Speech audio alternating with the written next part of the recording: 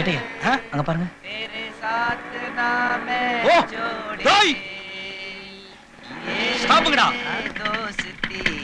ஏ தோஸ்தி.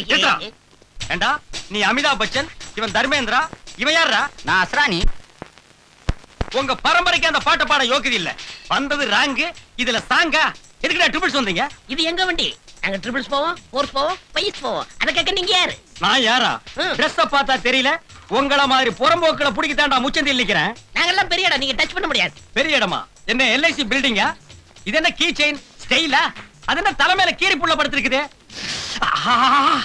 ஏண்டா பரதேசி நாயே, என்ன வைக்கப்படாது, கையை கிழிச்சிருச்சேடா. இது எங்க ஸ்டைல். ஸ்டைலா? இந்த பாரு, இவன் வெந்தவன், இவன் வேகாதவன், நீ ஒரு அரவேக்காடு. நீங்க எல்லாம் பெரிய இடமாடா. லைசென்ஸ் வச்சிருக்கியா? லைசென்ஸ் எங்க பரம்பரையே கிடையாது. சரி, அப்ப மாமூல கொடுத்துட்டு கிளப்பு. நாங்க கொடுத்து பழக்கம் இல்ல, வாங்கி தான் பழக்கம். வாங்கித்தான் பழக்கமா?